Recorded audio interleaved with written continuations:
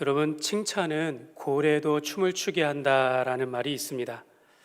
이것은 이제 고래 반응이다라는 실험에서 고래를 훈련하는 가운데 잘하면 칭찬하고 못하면 다른 길로 유도하여서 일을 하게 하는 거기에서 나온 말이라고 합니다. 당신 오늘 참 멋있습니다. 당신은 참 훌륭합니다. 당신 때문에 내가 참 행복합니다. 당신 참 잘했어요. 당신 최고입니다. 오늘 이 말은 남편이 듣고 싶은 말입니다. 또 아내가 인정받고 싶은 그런 말들 중에 하나입니다. 여러분, 이러한 칭찬과 격려는 이게 고래도 춤을 추게 할 만큼 여러분 누군가의 인생을 바꿀 수 있는 무한한 힘이 될 수 있다라고 심리학자들은 이야기를 합니다. 만약 우리가 매일 밥을 먹듯이 또 일상의 일상적인 말처럼 자연스럽게 우리가 칭찬을 나눌 수만 있다면 여러분, 칭찬하는 사람이나 칭찬을 받는 사람이나 모두가 즐겁고 행복한 삶을 살아갈 것 같은 생각이 들어집니다. 여러분, 성경에서는 칭찬이 사람을 세운다라고 합니다. 잠언 27장 21절에 도가니로 은을, 풀무로 금을, 칭찬으로 사람을 단련하느니라. 여러분, 칭찬으로 사람을 단련하고 사람을 세운다라고 이야기합니다. 칭찬은 하나의 능력이 될 수 있는 것입니다. 칭찬은 사람을 변화시키는 능력이 있는 것이고, 칭찬은 사람으로 확신 가운데 갖게 하며 자존감을 높여줍니다. 오늘 말씀 가운데 하나님의 그 복음의 역사가 우리 가운데 이러한 능력이 있음을 말합니다. 로마서 14장 18절에 보면 이로써 그리스도를 섬기는 자는 하나님을 기쁘시게 하며 사람에게도 칭찬을 받느니라. 여러분, 우리가 하나님을 믿고 그리스도를 따른다라는 것은 하나님께 인정을 받는 것뿐만 아니라 사람에게도 칭찬을 받는 것이다라고 이야기합니다. 우리가 부르심에 따라서, 부르시는 그 사명을 따라서 우리가 주의 일을 하면서 전도하고 선교하고 구제한다 하지만 여러분, 그런 사람들을 향한 관심과 격려와 칭찬이 없으면 여러분, 결국 이런 사람들도 결국은 지칠 수밖에 없습니다. 또한 낙심하게 되어지고 힘들어서 넘어질 때가 반드시 온다라는 것입니다. 그러므로 우리는 생활 가운데 매일 꼭 기억하셨으면 좋겠어요.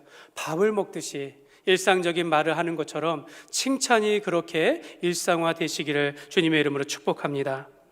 여러분, 성경에는요, 일꾼을 세울 때도 칭찬받는 사람을 집사로 세우라 라고 그렇게 말씀합니다. 사도행전 6장 3절에 형제들아, 너희 가운데서 성령과 지혜가 충만하여 칭찬받는 사람 7을 택하라. 우리가 이 일을 그들에게 맡기고. 예수님도 잘하였도다 착하고 충성된 종아. 여러분, 이렇게 칭찬하셨습니다. 여러분, 우리가 집사의 자격, 권사의 자격, 장로의 자격 중 하나를 우리가 칭찬받는 사람이 되어야 하는 것뿐만 아니라 이러한 사람들에 섰다면 우리가 다른 사람을 칭찬해 줄 수 있는 그런 사람이 되어야 한다는 것입니다. 오늘 그런 의미에서 우리 옆 사람을 우리가 칭찬하면서 우리가 시작했으면 좋겠습니다. 당신 참 멋지십니다. 이렇게 인사하면서 시작했으면 좋겠습니다. 우리 옆 사람과 앞뒤 사람과 한번 인사하겠습니다. 당신 참 멋지십니다. 네, 당신이 있어서 행복합니다. 네. 여러분, 이것이 익숙하지 않은 것이 사실 원래 우리가 정상이지요. 그러나 우리는 칭찬받는 것에도 익숙해져야 하며 칭찬하는 것에도 우리가 익숙해져야 한다는 것입니다. 사랑하는 여러분 칭찬을 한다는 것은 그 사람에게 대한 관심이 있다라는 표현을 가지고 있습니다. 여러분, 칭찬을 받았다라는 것은 내가 누군가에게 관심의 대상이다라는 것을 뜻하는 것입니다. 여러분, 부모님의 사랑을 독차지하던 아이에게 동생이 생기면 어떻게 될까요? 여러분, 이 아이는 동생이 자기가 받던 부모님의 사랑을 빼앗겼다라고 생각한다라는 것입니다. 그래서 동생을 시기하게 되어지고 부모님의 사랑을 받기 위해서 오히려 동생을 괴롭히는 경우가 많다라고 이야기합니다. 만약 이런 아이에게 부모님께서 적절한 관심과 칭찬을 주지 않으면 이 아이는 부모님이 싫어하는 행동을 통해서라도 관심을 받으려고 노력한다라는 것입니다. 여러분, 이렇게 관심과 칭찬의 결핍으로 인해서 이 아이가 어린 시절을 그렇게 모난 행동 가운데 살았다라고 생각한다면 여러분, 이거 누구의 잘못이라고 할 수 있겠습니까? 여러분, 우리가 사랑하고 관심을 주고 여러분 칭찬하는 것, 여러분 돈 들지 않습니다. 우리가 얼마든지 할 수 있는 거예요. 내가 마음을 들여서 다른 사람에게 관심을 가져주고 그 사람이 잘한 일들에 대해서 또 그 사람의 모습 속에서 우리가 칭찬하게 되어지면 내가 칭찬을 받고 또 칭찬하는 것을 통해서 우리가 건강한 공동체를 이루어갈 줄 믿습니다. 제가 이렇게까지 이야기한 이유는 이 데살로니가 교회가 이 바울의 복음을 듣고 이제 막 자라나는 신생 교회이지만 이 바울의 관심과 기도와 칭찬을 통해서 칭찬이 가득한 그런 교회였다라는 것입니다. 여러분, 교회마다 역사가 오래된 교회이든지 아니면 이제 막 설립되어서 성장하기 시작하는 교회이든지 여러분, 어떤 교회가 더 좋다, 좋지 않다 말할 수 없습니다. 오직 좋은 교회는 어떤 교회입니까? 하나님을 예배하는 데 있어서 신실하게 예배하는 교회이고 하나님의 나라와 복음을 위해서 쓰임을 받는 교회가 좋은 교회인 것입니다. 여러분, 데살로니가 교회가 이렇게 신실한 교회였기 때문에 바울로부터 지극한 그런 관심과 칭찬을 받는 교회가 된 것입니다. 데살로니가 교회는 주의 복음을 위하여 믿음의 소문이 난 그런 본을 보이는 교회였습니다. 그래서 저는 이 데살로니가 전서를 바라보면서 우리가 이렇게 기도하자 말씀드렸어요. 하나님의 사랑을 입어서 아름다운 소문이 가득한 교회가 되기를 원합니다. 우리가 이러한 칭찬, 만약에 바울의 칭찬이 없었으면 우리 데살로니가 교회가 이렇게 본이 되는 교회인지 알 수가 없습니다. 누군가가 칭찬하고 칭찬을 받았기 때문에 그 소문이 있기 때문에 그 교회가 하나님의 신실한 교회요, 하나님의 일들을 잘 감당하는 교회다라는 것을 우리가 알 수 있게 되는 것입니다. 바울은 데살로니가 교회를 칭찬하면서 그 아름다운 소문을 통해서 하나님께 감사하고 하나님께 영광을 돌리고 있습니다. 사랑하는 여러분, 저와 여러분의 삶이 칭찬받는 삶이 되시기를 주님의 이름으로 축복합니다. 여러분, 만약 어떤 사람이 근심과 걱정이 있어요. 근데 그런 사람이라도 관심을 가져주고 격려하며 칭찬하면 그 사람의 위로와 용기를 얻게 되어진다는 것입니다. 누군가가 일을 잘해요. 근데 그 사람에게 칭찬해주면 더 잘할 수밖에 없다라는 것입니다. 여러분, 이렇게 보면 칭찬받는 교회는요, 능력 있는 교회가 되는 것입니다. 여러분, 바울의 기억 속에 이 데살로니가 교회는 매우 신사적인 교회였습니다. 그 사도행전 17장 11절에 보면 베레아에 있는 사람들은 데살로니가에 있는 사람들보다 더 너그러워서 간절한 마음으로 말씀을 받고 이것이 그러한가 하여 날마다 성경을 산고함으로, 여기서 더 너그러워서, 이게 과거 이제 개역 성경에 더 신사적이어서 이런 표현이 있었어요. 여러분, 사도 바울이 이 베레아에 있는 성도들을 칭찬하면서, 베레아에 있는 사람들을 칭찬하면서 데살로니가에 있는 사람들보다 더 너그럽다 이렇게 칭찬하고 있어요. 그러니까 사도 바울은 베레아 교회의 사람들을 알기 이전에는 데살로니가 교회가 그만큼 신사적이고 더 너그럽고 더 교양적이었다라는 것을 말하고 있는 것입니다. 그만큼 데살로니가 교회는 이미 많은 지역 내에 아름다운 소식을 전하고 있는 그런 귀하고 복된 교회다라는 것을 말씀하고 있습니다. 사도 바울은 데살로니가 교회를 기억하면서 오늘 세 가지를 통하여 감사하고 칭찬하고 있습니다. 3절의 말씀입니다. 우리 같이 한번 읽겠습니다. 너희의 믿음의 역사와 사랑의 수고와 우리 주 예수 그리스도에 대한 소망의 인내를 우리 하나님 아버지 앞에서 끊임없이 기억하미니. 여러분, 무엇을 감사하고 있습니까? 첫째는 믿음의 역사요, 둘째는 사랑의 수고요, 세 번째는 예수 그리스도에 대한 소망의 인내에 대하여 그들을 칭찬하며 감사하고 있습니다. 여러분, 오늘도 우리는 이런 말씀을 들었으면 좋겠어요. 칭찬받는 교회는 우리가 잘 아는 사랑과 믿음과 소망과 사랑이 가득한 교회이다. 여러분, 칭찬받는 사람은 그 안에 믿음이 있고 그 안에 사랑이 가득하고 그 안에 그분이 소망 가운데 살아가는 사람이 바로 칭찬받을 만한 사람이다라는 것입니다. 여러분, 칭찬받는 교회, 여러분, 우리가 믿음과 사랑과 소망, 여러분 어떻게 생각하십니까? 그리스도인으로서 가져야 할 덕목이다, 성품이다, 자질이다, 이렇게 생각한다라는 것입니다. 그런데 사도 바울은 믿음을 믿음의 역사라고 이야기해요. 믿음의 역사. 역사라는 건 일을 이야기합니다. 사랑의 수고다. 수고라는 건 희생입니다. 소망의 인내라 하면서 오래 참음을 말하면서 마치 만질 수 없고 실체가 없는 이런 믿음과 사랑과 소망을 오늘 삶 속에서 눈으로 볼 수 있고 귀로 듣고 확인할 수 있는 삶으로 구현될 수 있도록 그렇게 말하고 있다는 것입니다. 여러분, 우리가 믿음과 사랑과 소망이 있다라고 하면 이렇게 역사와 수고와 인내하는 가운데 나타나는 삶으로 구현되어져야 한다라는 것입니다. 그러므로 여러분, 우리가 하나님과 사람 앞에서 칭찬이 있는 교회가 되기 위해서는 이 데살로니가 교회의 사랑과 믿음과 사랑과 소망이 삶으로 우리가 구현되도록 삶으로 나타나야 될 줄 믿습니다. 오늘 우리가 세 가지로 살펴보기를 원하는데요. 첫째는 여러분, 칭찬이 있는 교회는 믿음의 역사가 있습니다. 우리가 다 같이 한번 읽겠습니다.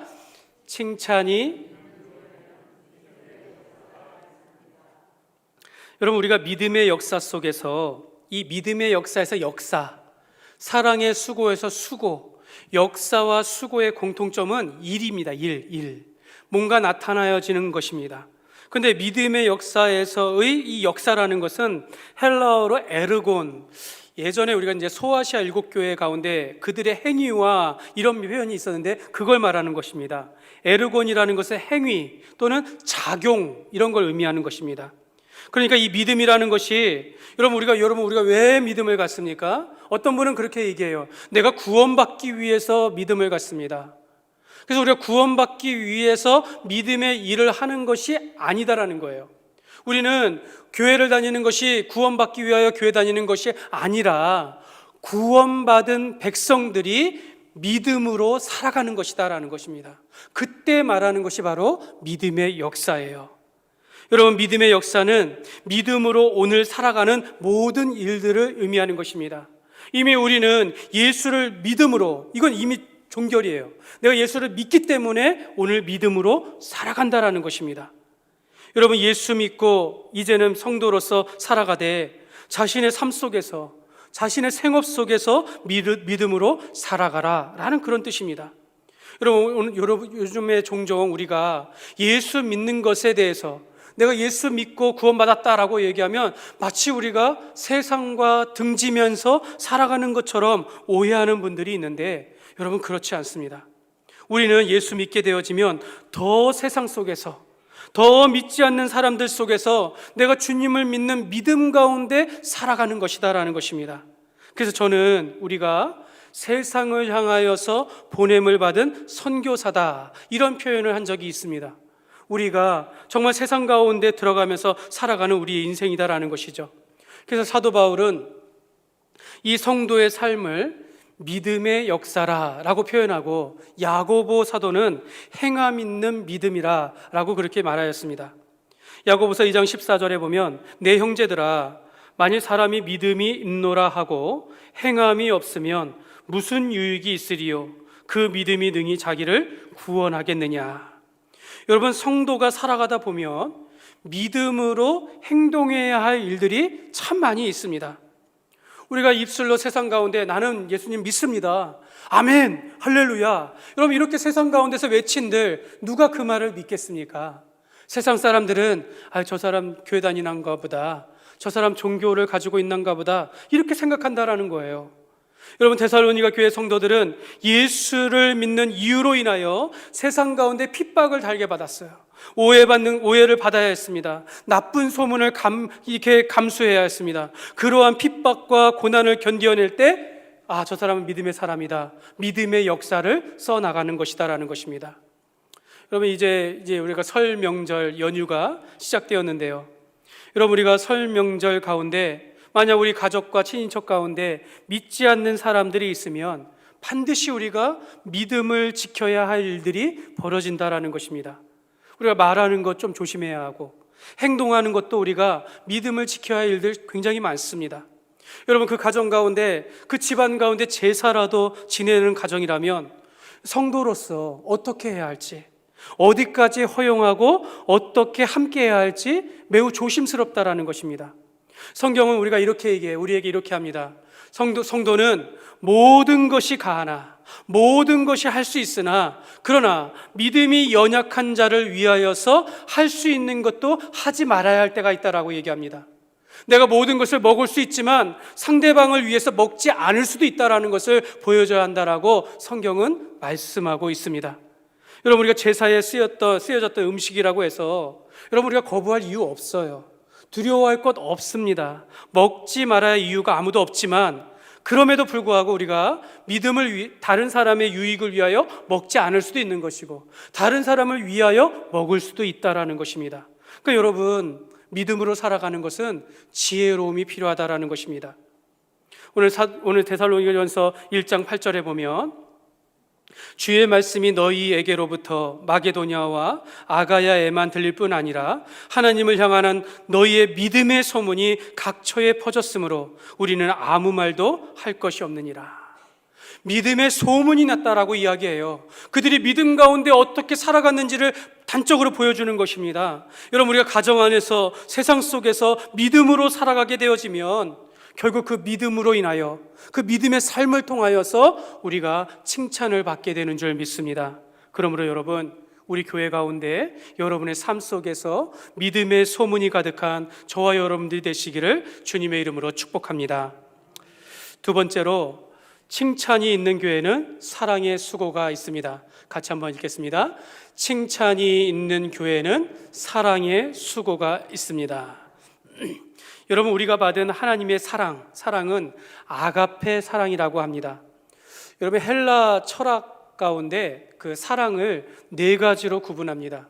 하나는 이 형제 간의, 친구 간의 우정, 이것을 우리가 필레오 사랑이라고 합니다. 필레오라고 하고요. 여러분, 이성적으로 육체적인 관계를 맺는 이런 사랑을 에로스라고 얘기해요. 에로스.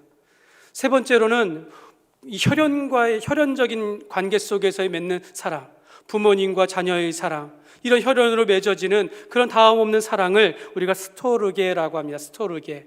그리고 절대자의 사랑, 무조건적인 희생과 또 무조건적인 절대적인 이러한 사랑, 하나님의 사랑이 있는데 이걸 바로 아가페라고 이야기합니다. 아가페. 여러분, 오늘 본문은 아가페 사랑을 이야기하는 겁니다. 너희 안에 사랑의 수고가 있기를 원한다. 아가페적인 사랑으로 살아가라라는 말씀입니다. 4절에 보면 하나님의 사랑을 받은 형제들아, 하나님의 사랑을 받았다라고 이야기합니다. 너희가 하나님의 사랑을 받고 하나님의 택함 받은 자들로서 이 땅 가운데 사랑하며 살아가라라고 말씀하고 있는 것입니다. 하나님께서는 내가 너희를 사랑한다, 우리를 사랑한단다 라고 말하지만 하나님께서는 그렇게 말로만 사랑하시지 않았습니다. 하나님께서 오늘 5절 상반절에 보면 이렇게 말해요. 이는 우리 복음이 너희에게 말로만 이른 것이 아니라 또한 능력과 성령과 큰 확신으로 된 것임이라. 바울이 전한 복음은요, 말로만 이루어지는 것이 아니라 그 복음 안에서 능력이 일어나고 그 복음을 믿는 자들이 확신 가운데 살아가게 되었다라고 이야기합니다. 여러분, 이 복음이 무엇입니까? 하나님의 사랑입니다. 하나님께서 우리에게 말로만 사랑한 것이 아니라 하나님께서 인간의 몸을 입고 이 땅에 오셨고 예수 그리스도께서 우리를 위하여 고난을 당하시고 우리를 위하여 십자가의 그 육체의 십자가에 못 박혀 죽으시고 사흘 만에 부활하셨습니다. 예수님께서는 우리를 사랑하시는데 말로만 행한 것이 아니라 그의 육체로 우리를 위하여 모든 것을 내어 주셨다라는 것입니다. 나를 위해서 수치와 모욕을 당하시고 나를 위하여서 고난과 고통을 받으시고 자기 목숨을 우리를 위하여 십자가에 내어주신 분이 바로 예수 그리스도이십니다. 로마서 5장 8절에 보면 우리가 같이 한번 읽겠습니다.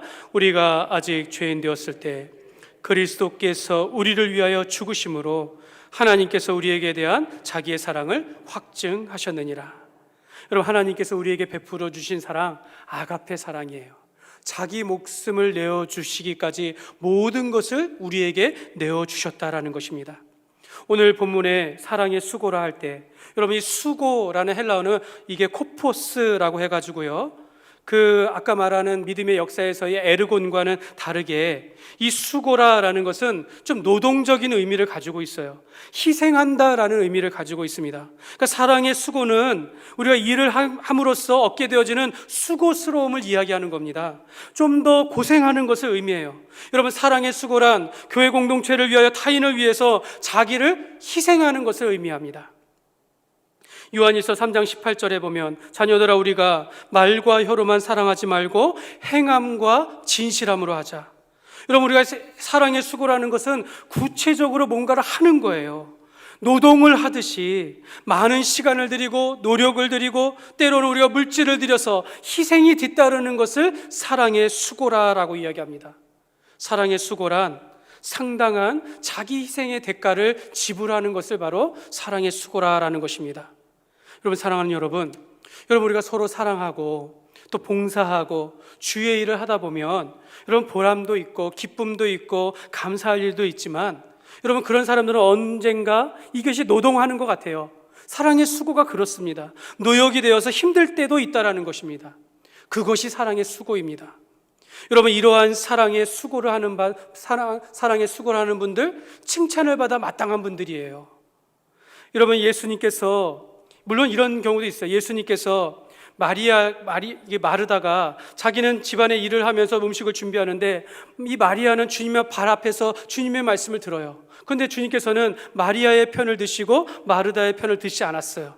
그렇다고 해서 여러분, 우리는 주의 말씀 앞에 예배를 드릴 때는 신실하게 예배를 드리지만, 우리가 주의 일을 하고 세상 일을 할 때는 성실하게 해야 한다는 것을 성경은 말씀하고 있습니다. 여러분, 우리가 주님 앞에서 참된 예배자로 진실하게 예배해야 하지만, 여러분, 우리가 봉사함에 있어서 모든 사람이 다 우리가 찬양하며 찬양팀에 서고 안내하는 역할을 하는 것이 전부가 아니다라는 거예요. 여러분, 우리가 때로는 우리가 남들이 알아주지 않는 굳은 일을 할 수가 있어야 한다는 것입니다. 손에 물을 묻히면서 우리가 땀을 흘리면서 주를 위하여 일할 수 있는 그런 수고스러움이 우리 안에 있어야 하는 것입니다. 그것이 사랑의 수고이고, 그런 사람들이 칭찬을 받아야 한다는 것이죠. 그런 사람들이 인정을 받아야 한다는 것입니다. 여러분, 우리가 내 인생의 시간과 물질에 손해보는 일들도 많지만, 사랑의 수고는 이와 같은 일에 우리가 감당해야 하는 것입니다. 여러분, 오늘날 교회 안에서 성도들 간에 이러한 사랑의 수고를 찾아보기 힘듭니다. 예전에는 우리가 지금까지 그렇게 사랑의 수고를 하면서 왔지만, 여러분, 이분들이 이제 연세가 든 거예요. 그러다 보니까 이제 젊은 사람들이 그 뒤를 이어서 사랑의 수고를 하는 일들이 많이 부족해졌다라는 것입니다.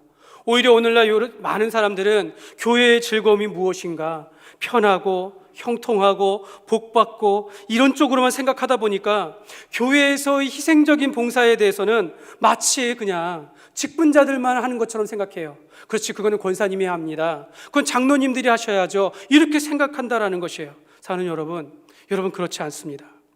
여러분, 성도라면 누구든지 교회에서든지 세상에서든지 희생하면서 살아가는 것입니다. 여러분, 이것이 바로 기독교의 삶의 가치관이에요. 여러분, 세상 가운데 우리가 많은 이득과 유익을 얻는 것도 맞지만, 그러나 우리가 가지고 있는 것을 손해보면서까지 우리가 희생하면서 살아가는 것이 여러분, 우리의 삶이 되는 것입니다. 여러분, 우리가 정말 자녀를 위해서 희생하는 부모처럼 하나님의 사랑을 입은 성도들은 기꺼이 주를 위해서 희생하며 수고하며 살아가야 될 줄 믿습니다. 데살로니가전서 4장 9절에 보면, 형제 사랑에 관하여는 너희에게 쓸 것이 없음은 너희들 자신이 하나님의 가르치심을 받아 서로 사랑합니다. 데살로니가 교회는 이미 그 사랑하고 있는 교회였다라는 거예요. 너에게 사랑하는 것에 대해서 내가 말할 필요가 없다. 사랑에 관해서는 말할 필요가 없다.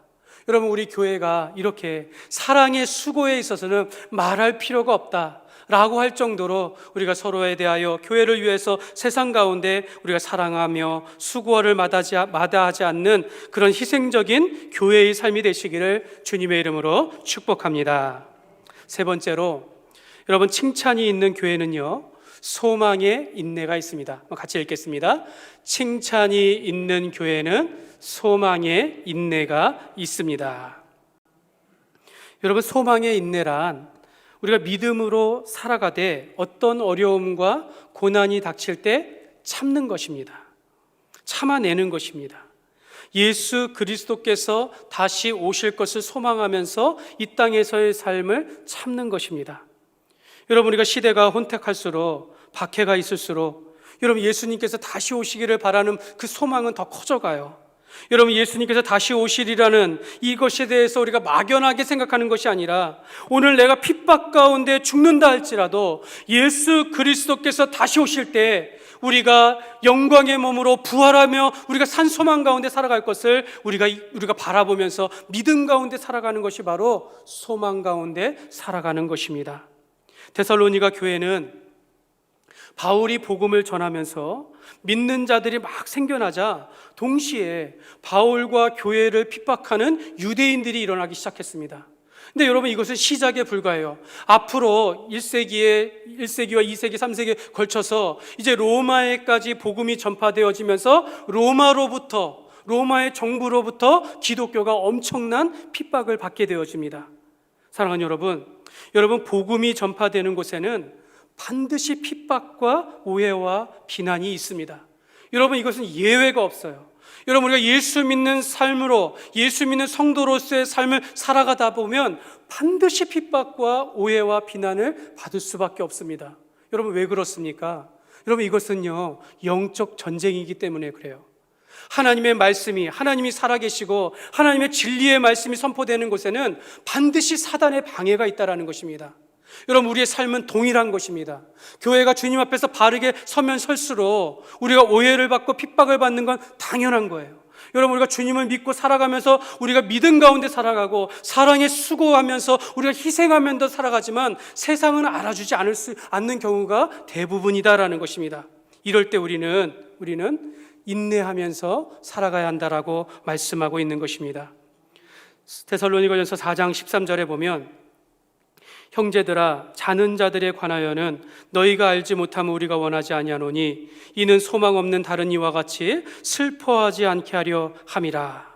여러분, 여기서 자는 자들, 성경에 자는 자들이라는 것은 죽음을 표한 거예요. 죽은 자들에 관하여.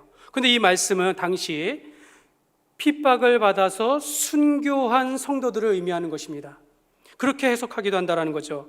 그러니까 여러분, 정말 죽음이라는 절망 가운데 있을 때, 내가 주를 믿다가 핍박 가운데 죽는다 할지라도 우리가 슬퍼하지 않을 수 있는 것은 바로 소망이 있기 때문이다라고 말씀하는 것이에요. 14절에 이어서 보면은, 우리가 예수께서 죽으셨다가 다시 살아나심을 믿을진대 이와 같이 예수 안에서 자는 자들도 하나님이 그와 함께 데리고 오시리라. 여러분, 예수님께서 우리를 위하여 죽으시고 사흘 만에 부활하신 것은 잠자는 자들의 첫 열매가 되셨다라고 말씀하고 있습니다. 그러니까 여러분, 우리가 죽는 자들, 우리가 죽어도 살겠고 우리가 주님 앞에서 살게 되어지고 예수님께서 다시 오시는 그날에 우리가 영광의 몸을 입고 부활할 것을 우리가 소망 가운데 살아가게 되는 줄 믿습니다. 한 기독신문의 설교 가운데 이런 예화가 있는 것을 제가 봤어요. 과학자들이 한 쥐를 실험하는데, 이렇게 항아리에다가 쥐 한 마리를 넣고 이렇게 깜깜하게 막았다고 합니다. 빛이 들어오지 않도록 그 뚜껑을 덮었다고 하는데, 이 캄캄한 항아리 속에 있었던 이 쥐가 단 3분을 견디지 못하고 죽었다라는 거예요. 그런데 이번에는 똑같이 항아리에 쥐 한 마리를 넣고선 이번에는 깜깜하게 하고선 요만한 구멍을 하나 만들어 가지고 빛이 들어가게 했다라고 합니다. 그랬더니 이 쥐가 무려 36시간이나 36시간이나 견디다가 그렇게 살게 되었다라는 것입니다. 여러분, 과학자들은 이 캄캄한 항아리의 쥐가 3분 만에 죽은 것에 대해서 이 쥐가 체력이 없기 때문에 죽은 것이 아니라 이 캄캄한 가운데 절망했기 때문에 죽었다라는 거예요. 절망했기 때문에. 더 오래 살게 되었다라는 것은 한 줄기의 빛으로 인해서, 물론 이 동물이 그런 것을 느끼지는 않겠지만은 소망 가운데 견뎌냈다라는 것입니다. 사랑하는 여러분, 예수님께서 우리의 소망이시고 우리의 생명이 되시는 줄 믿습니다. 여러분, 성도라고 해서 어려움이 없는 것이 아닙니다. 여러분, 우리가 시련도 있고 환난도 있어요. 그러나 우리가 견디고 인내하며 살아갈 수 있는 힘을 얻는 것은 우리의 소망이 되시고 생명 되신 오늘 예수님께서 우리와 함께 하시기 때문인 줄 믿습니다.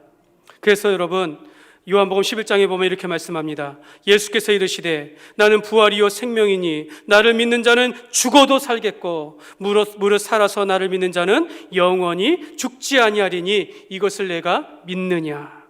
예수님께서 죽은 자 가운데서 살아나신 것 같이 예수 믿는 사람들은 오늘 죽어도 살게 되어지는 그 은혜를 얻게 되는 줄 믿습니다.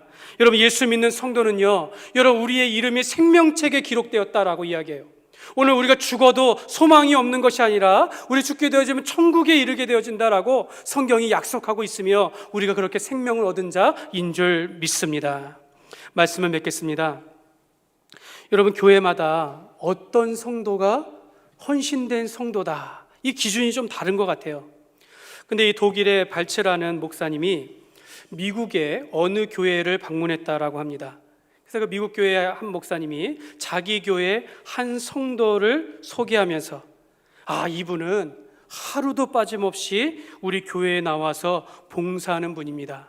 바로 이분이 우리 교회 평신도 챔피언입니다. 그러자 이 독일의 발츠 목사님이 이렇게 물었다고 합니다. 그럼 그분은 가족이 없습니까? 그분은 직장이 없습니까? 그분은 다른 사회생활은 하지 않습니까? 이렇게 물었을 때 목사님이 아닙니다. 이분은 아이가 셋이나 있는 가장이고 사업을 하고 있고 당시 공화당의 당원으로서 일하고 있습니다. 이렇게 표현했다고 해요. 그랬더니 이 말을 들은 발츠 목사님은 이렇게 말했다고 합니다. 죄송하지만 나는 이분을 평신도 챔피언으로 보지 않습니다. 저는 이분이 이틀 정도는 가족과 함께, 이틀 저녁은 가족과 함께 보내야 하고 또 하루 저녁은 직장 가운데 동료들과 만날 수 있는 관계를 가져야 하고 또 하루는 자신의 사회생활을 위하여 투자했으면 좋겠습니다. 그리고 나머지 이틀 정도는 교회에서 봉사하시면 좋겠습니다. 저도 이분의 생각과 동일합니다. 여러분, 찰스 스펄전 목사님은 신자는 성경을 읽지만 불신자는 신자의 삶을 읽는다라고 그렇게 말을 하였습니다. 저는 신실한 그리스도인이라면, 진정한 그리스도인이라면 가정에 충실해야 한다라고 생각합니다. 직장 속에서 그리스도인답게 살아가야 될 줄 믿습니다. 여러분, 일상의 삶 속에서 우리가 불신자들 속에서도 함께하면서 믿음을 지키면서 살아가는 사람들이, 그런 성도들이 진정한 그리스도인이라고 믿습니다. 여러분, 저는 교회에서 꼭 필요한 예배와 또 필요한 훈련 외에는 여러분 우리가 세상에 나가서 살아갔으면 좋겠어요. 더 가정 가운데 충실하고 더 직장 속에서 믿음을 지키며 살아가고 더 불신자들 가운데 그리스도의 복음을 증거하며 살아가는 삶이 되었으면 좋겠습니다. 여러분, 이것은요, 물론 우리가 장로님이나 권사님들에게 이야기하는 것은 아니에요. 이런 분들은 이미 헌신되도록 우리가 부름을 받았지만 우리가 성도라면 우리가 세상 가운데 이러한 일들에 충실하게 살아가는 사람들이 오히려 신실한 그리스도인이라는 것을 여러분 믿으시기를 바랍니다. 저와 여러분의 삶이 어느 곳에서든지 하나님의 사랑을 입어서 아름다운 소문이 가득하시기를 주님의 이름으로 축복합니다. 여러분, 이 데살로니가 교회와 같이 믿음과 소망과 사랑이 삶으로 구현되어지는 삶들, 우리가 정말로 하나님 앞에서 믿음의 소문들이 가득하고 더 이상 말할 것 없는 사랑이 가득하고 우리가 예수 그리스도께서 다시 오실 때까지 우리가 소망 가운데 살아가는 저와 여러분들이 되시기를 주님의 이름으로 축원합니다. 이 시간에 우리 함께 찬양하며